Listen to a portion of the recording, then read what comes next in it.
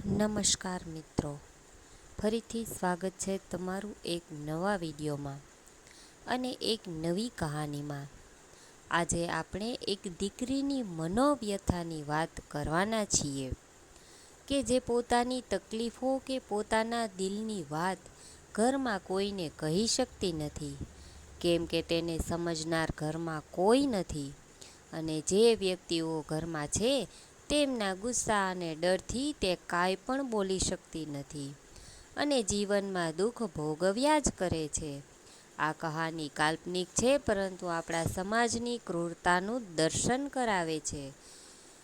તો કહાની શરૂ કરતાં પહેલાં તમે હજુ સુધી જો અમારી ચેનલને સબસ્ક્રાઈબ ના કરી હોય તો અત્યારે જ સબસ્ક્રાઈબ કરી દેજો અને કોમેન્ટ બોક્સમાં જય માતાજી જરૂરથી લખજો, જેથી માતાજીના આશીર્વાદ આપણા પર બન્યા રહે.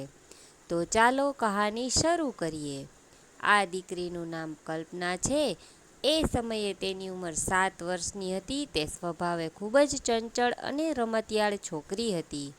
3જા ધોરણમાં અભ્યાસ કરતી હતી. તે તેના માતા પિતાની એકની એક દીકરી હતી. તેના પછી નાના 2 ભાઈઓ હતા. માતાનો સ્વભાવ ખૂબ જ કોમળ અને દયાળુ હતો. તે તેની માતાની ખૂબ જ નજીક હતી. તેણે પહેલાં જ ખોળે દીકરી તરીકે જન્મ લીધો હતો, પરંતુ જાણે કંઈક ગુનો કર્યો હોય એવું તેના પ્રત્યે તેના પિતાનું વર્તન હતું.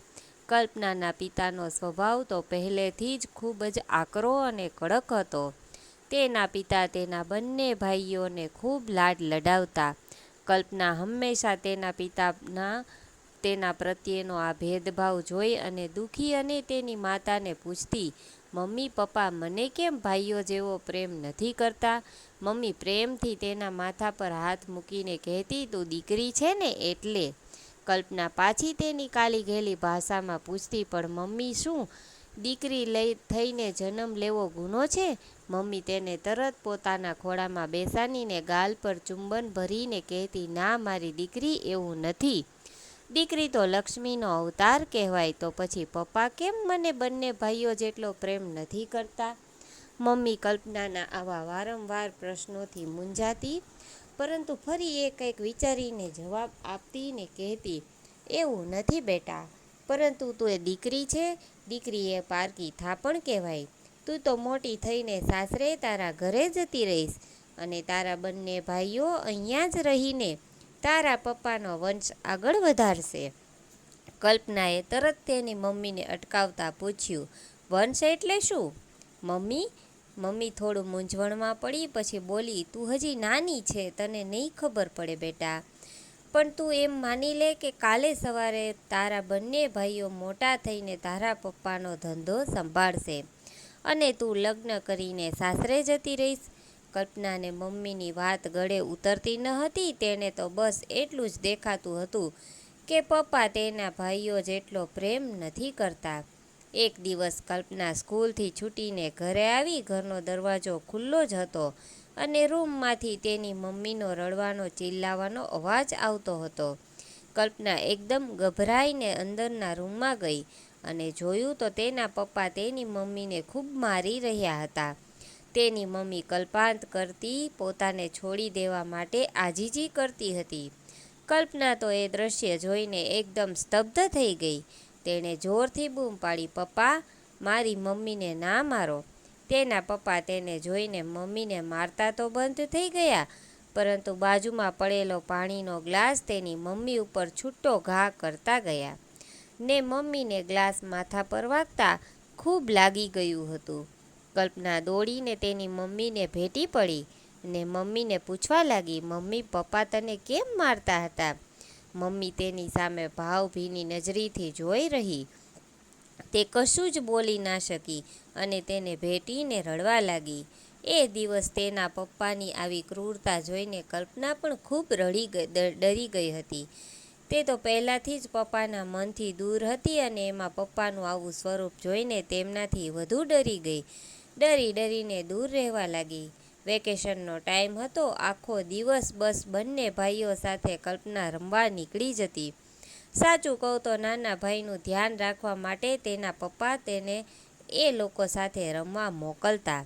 એકવાર સોસાયટીના દરેક બાળકોએ રાતના જમીને થપ્પો દાવ રમવાનું નક્કી કર્યું.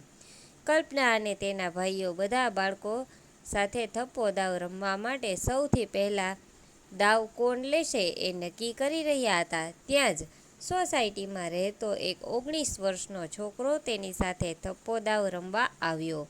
કલ્પનાએ એમને રાજુભાઈ કહીને બોલાવતી એ અચાનક જ કલ્પનાની પાસે આવીને બોલ્યા કે હું પણ તમારા લોકો સાથે થપ્પો દાવ રમીશ અને હું અને કલ્પના એક ટીમમાં રમશું. રાજુભાઈ મારી સાથે રમશે એ વિચારીને કલ્પના તો ખૂબ ખુશ થઈ ગઈ. રાતનો સમય હતો અને અંધારામાં કોઈ ડરી ન જાય એટલા માટે તેઓએ બે-બેની ટીમ બનાવી હતી. સૌથી પહેલાં દાવ કલ્પનાનો ભાઈ અને એનો એક મિત્ર લઈ રહ્યા હતા અને તેઓ બધા બબ્બેની ટીમમાં જઈને સંતાઈ ગયા. રાજુભાઈ કલ્પનાને સોસાયટીની પાછળ કોઈ વરંડામાં છુપાવવા માટે લઈ ગયા. કલ્પના એમનાથી થોડે દૂર ઊભી હતી ત્યાં જ રાજુભાઈએ કલ્પનાનો હાથ ખેંચીને તેને એમની પાસે બોલાવી ને કહ્યું, કલ્પના આમ બહારની સાઈડ ના ઊભી રહે, તને કોઈ જોઈ જશે તો આપણે પકડાઈ જઈશું. એમ કહીને તેણે કલ્પનાને પોતાની આગળ ઊભા રહેવા કહ્યું. એ ખૂબ જ અંધારી જગ્યા હતી, કોઈની પણ નજર ત્યાં જાય એમ ન હતું. અચાનક જ રાજુભાઈએ કલ્પનાને પાછળથી ને પોતાના બાહુપાશમાં જકડી લીધી. તેનો કમર પર પોતાનો હાથ લપેટી દીધા. કલ્પનાની બાળક બુદ્ધિ કંઈ સમજી ન શકી અને તેને લાગ્યું કે કોઈ તેને જોઈ ન જાય એટલે રાજુભાઈએ એમને પકડી રાખી છે. પરંતુ અચાનક જ તેને તેના પાછળના ભાગમાં કંઈક અલગ જ સ્પર્શ થયો.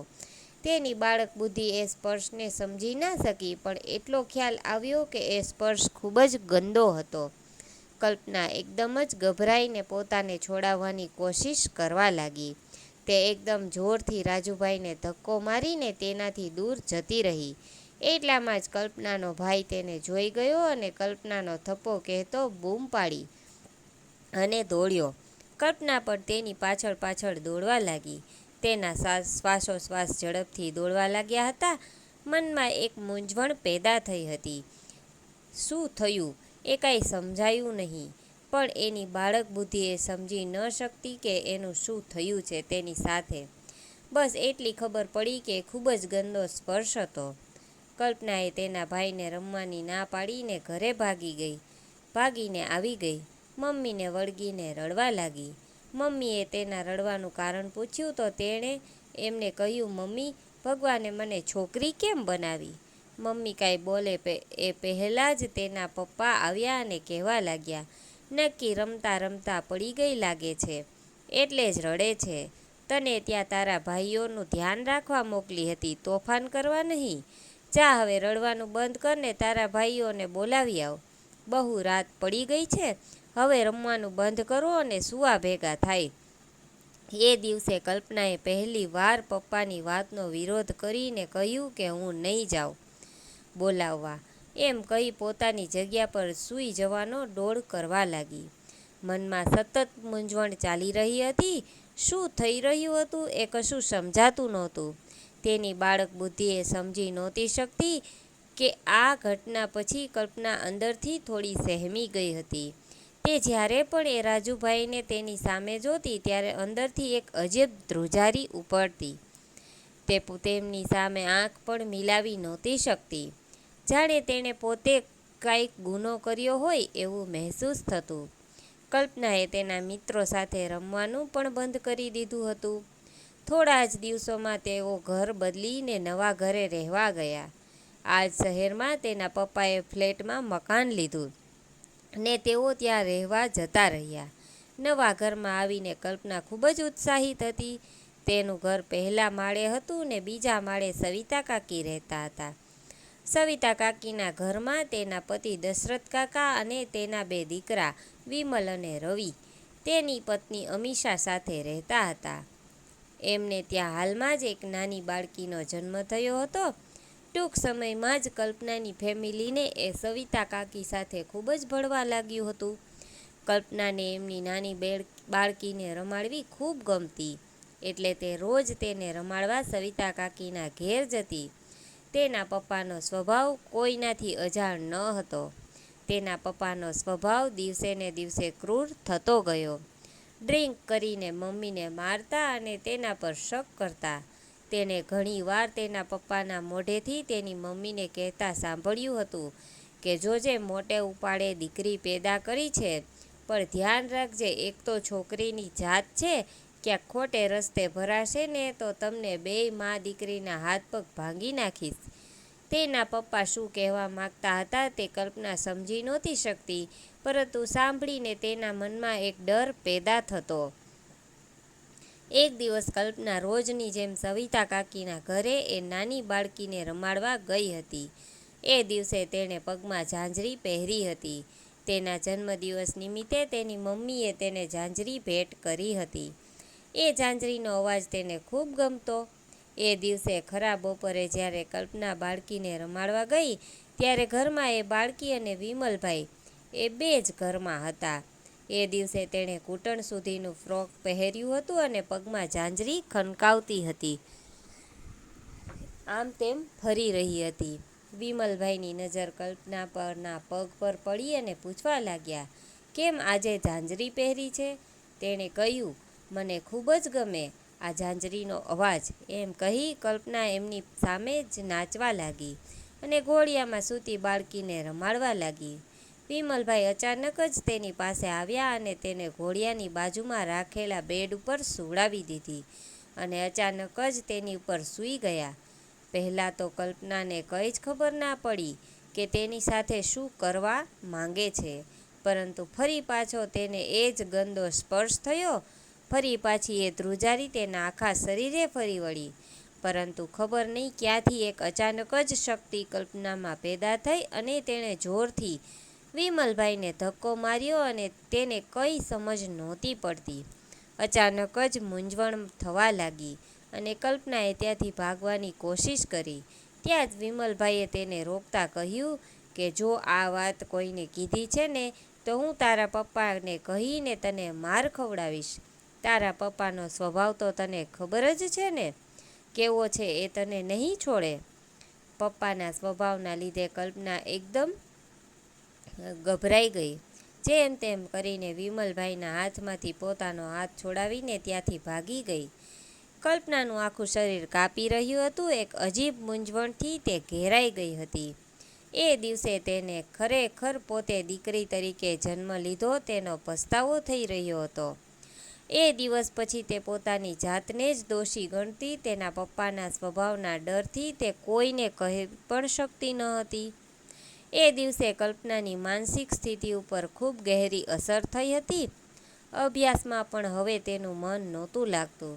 એક અજીબ ડર અને ગુસ્સો તેની અંદર પેદા થતો ગયો. હવે કોઈ પણ પુરુષને જોઈને તે ગભરાઈ જતી. તેને લોકો સાથે વાત કરવામાં પણ મૂંઝવણ થતી. તે સમજી શકતી ન હતી કે સ્પર્શને, પરંતુ એટલી ખબર પડતી હતી કે સ્પર્શ ખૂબ જ ગંદો છે. આજે જ્યારે તે ન્યૂઝપેપરમાં જુએ છે કે 10 મહિનાની બાળકી ઉપર રેપ થયો, ત્યારે એના શરીરમાં એક અજીબ કંપારી ઉપડે છે અને મનોમન ભગવાનનો આભાર માને છે કે તે ક્યારેય રેપ જેવી ક્રૂરતાનો ભોગ નથી બની. પરંતુ 2 વખત શારીરિક શોષણ થયા પછી તેના માનસ પટલ પર ખૂબ જ ગંભીર અસર થઈ હતી. તો વિચારો, જે દીકરીનો રેપ થયો હશે તેની માનસિક પીડા કેવી હશે? અત્યારે તો છોકરાઓ પર પણ શારીરિક શોષણના કિસ્સાઓ બહાર આવી રહ્યા છે. હમણાં જ એક કિસ્સો સોશિયલ મીડિયા પર ખૂબ ચર્ચિત થયો હતો, જેમાં એક છોકરી પોતાના બાળપણમાં શારીરિક શોષણનો ભોગ બન્યો હતો. એ પછી એના માનસ પટલ પર એટલી ખરાબ અસર પડી જેથી એને કોઈ પણ વ્યક્તિ સ્પર્શ કરે એ ગમતું નહીં. જ્યારે છોકરા પર આટલી ખરાબ અસર પડે છે તો છોકરી ઉપર શું વીતતી હશે કે જ્યારે શારીરિક શોષણનો ભોગ બની હોય કે પછી તેનો રેપ થયો હોય. તો મિત્રો, આજે દરેક વ્યક્તિએ પોતાના બાળકોને ખૂબ જ સારા સંસ્કાર આપવાની જરૂર છે.